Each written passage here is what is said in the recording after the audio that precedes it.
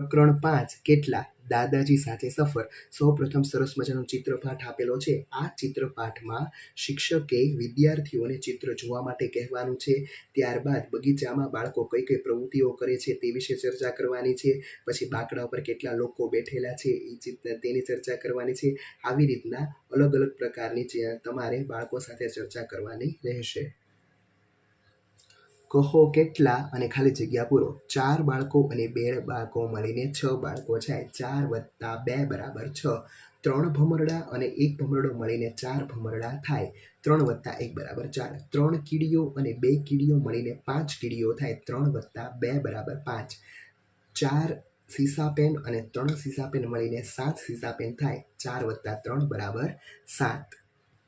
ઉમેરો અને દોરો. 6 દડા અને 2 દડા મળીને 8 દડા થાય. અહીં તમારે 8 દડા દોડવાના અને અહીં 8 લખવાનું.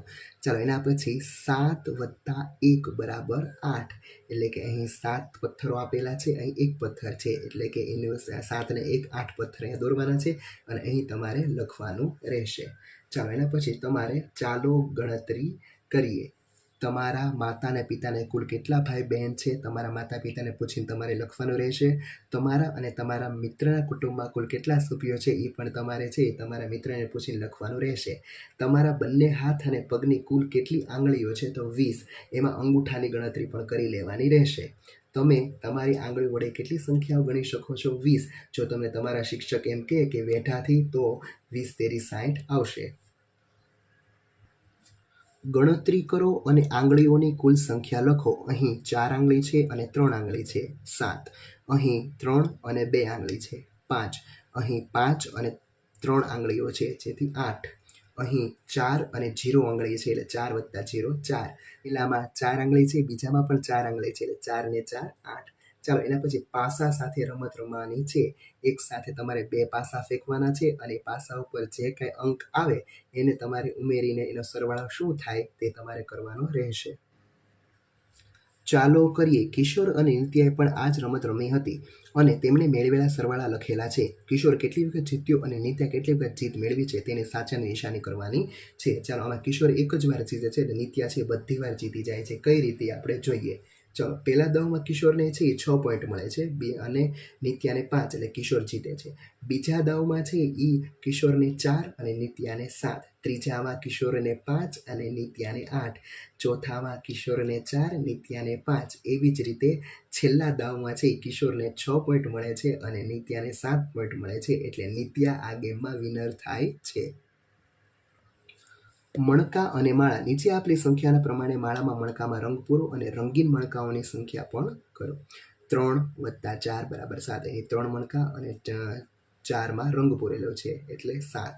ચાલો પછી 4 + 2 6, 5 + 4 9, 2 + 7 9 અને 7 + 3 = 10. કૂદો અને સરવાળો કરો. 4 ઉપરથી તમે 2 કૂદો એટલે 6. પછી 3 ઉપરથી તમારે 2 કૂદો તો 5. પછી 5 ઉપરથી 3 કૂદો એટલે 8. એવી જ રીતના 6 ઉપરથી તમે 3 કૂદો તો કેટલા થાય તો કે 9. તમારી પોતાની રીતે ઉમેરો. અબ્દુલ અને રિહાના 2 જુદી જુદી રીતે સંખ્યાઓ ઉમેરી રહ્યા છે.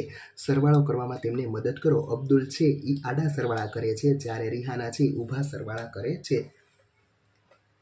ચાલો નીચે આપણે જોઈશું ઊભા સરવાળા અને આડા સરવાળા. 2માં 3 નાખો તો 5 અને 2માં 3 નાખો તો 5. 5માં 1 નાખો તો 6. આડામાં 5માં 1 નાખો તો 6. 3માં 3 નાખો તો 6. 3માં 3 નાખો તો 6. એવી જ રીતે 9માં 1 નાખો તો 10 અને 9માં 1 નાખો તો 10. ચાલો એના પછી તમારે ગોળ આકારમાં છે એ સંખ્યાની જોડીઓ બનાવવાની છે. એક ઉદાહરણ છે એ આપેલું છે કે 7માં 1 નાખો તો 8, 1માં 7 નાખો તો 8, 2માં 6 નાખો તો 8, 3માં 5 નાખો તો 8, 4માં 4 નાખો તો 8, 5માં 3 નાખો તો 8 અને 6માં 2 નાખો તો 8. એવી જ રીતે 5 કઈ રીતે મેળવી શકો? 4માં 1 નાખો તો 1માં 4, 2માં 3 અને 3માં 2 નાખો તો 5. એવી રીતના આપણે 7 કઈ રીતે મેળવી શકાય? 4માં 3 નાખો તો 6માં 1, 1માં 6, 2માં 5, 3માં 4 અને 5માં 2 નાખો તો 7. એવી રીતે 9 કેવી રીતે મેળવી શકાય? 1માં 8, 2માં 7, 3માં 6, 4માં 5, 5માં 4, 2માં 7, 6માં 3 અને 7માં 2 નાખો તો 9 આવે. ચાલો એના પછી ડબલ જોડકા તમારે જોડવાના છે કે 1માં 4 નાખો તો 5 અને 3 ને 2 5. 6માં 3 નાખો તો 9, 5માં 4 નાખો તો 9, 5માં 2 નાખો તો 7 અને 3માં 4 નાખો તો 7, 0માં 6 નાખો તો 6 અને 4માં 2 નાખો તો 6. ચાલો એના પછી નીચે તમારે પ્રોજેક્ટ કાર્ય કરવાનું છે. 0 થી 9 સુધીના કાર્ડ તમારે લખવાના છે અને સરવાળો કરવાનો. 3માં 6 નાખો તો 9, 2, 3 અને 4 બરાબર 9 અને 5માં 4 નાખો તો 9. સરવાળા કરો. રાઘવ પાસે 4 શંખ છે અને સરિતા પાસે 5 શંખ છે, તો કુલ કેટલા શંખ થાય? 9. રણજીત પાસે 3 લખોટીઓ અને મીનાક્ષી પાસે 6 લખોટીઓ છે, તો કુલ કેટલી થાય? 9.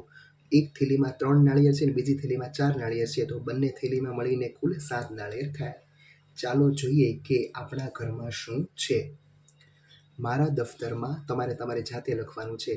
4 પુસ્તક છે, મારા મિત્રમાં 4 પુસ્તક છે. 3 પુસ્તક છે, તો 4 ને 3 7.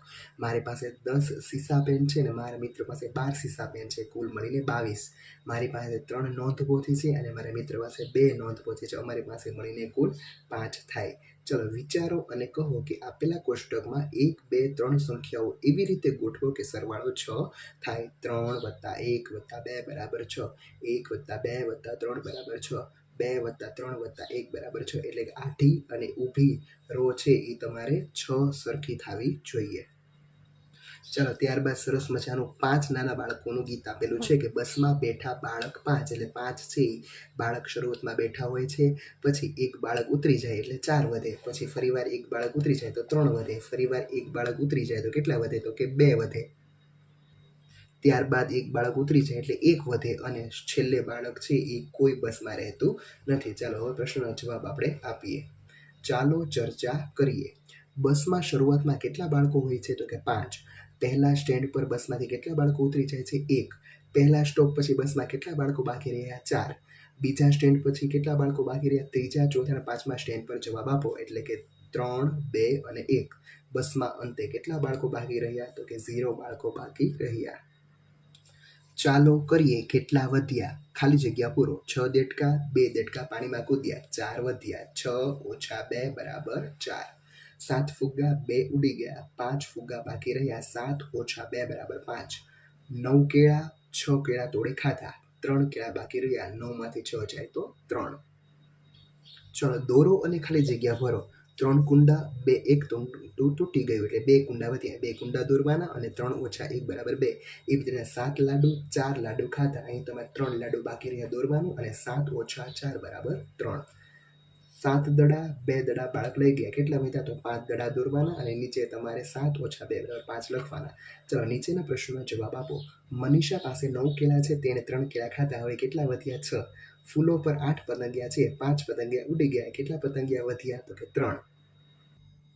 તમારું પોતાનું 10 ટપકાનું કાર્ડ બનાવો અને તમારા મિત્રોની તેમાંથી થોડાક ટપકા છુપાવો અને કહો. ચાલો અહીં તમારે કોષ્ટક ભરવાનું છે. 10 ટપકા એટલે છુપાયેલા 0 અને દેખાતા 10. અહીં તમને છુપાયેલા 3 છે તો દેખાય કેટલા? 7. અહીં 5 છુપાયેલા છે અને 5 દેખાય છે. અહીં 6 છે છુપાયેલા અને 4 દેખાય છે. સંખ્યા પટ્ટી પર પાછળની તરફ કૂદો અને સંખ્યા લખો. ચાલો 9 થી 3 ડગલા પાછળ કૂદો તો કેટલા મળે? તો કે 6. 7 થી 4 ડગલા પાછળ કૂદો તો કેટલા મળે? તો કે 3. ચાલો હવે બાદબાકીના દાખલા તમારે આડા ગણવાના છે. 8 - 2 = 6, 6 - 3 = 3, 7 - 3 = 4, 5 - 1 = 4, 9 - 5 = 4 અને 4 - 2 = 2. અહીં તમારું આ ચેપ્ટર પૂરું થાય છે. Thank you.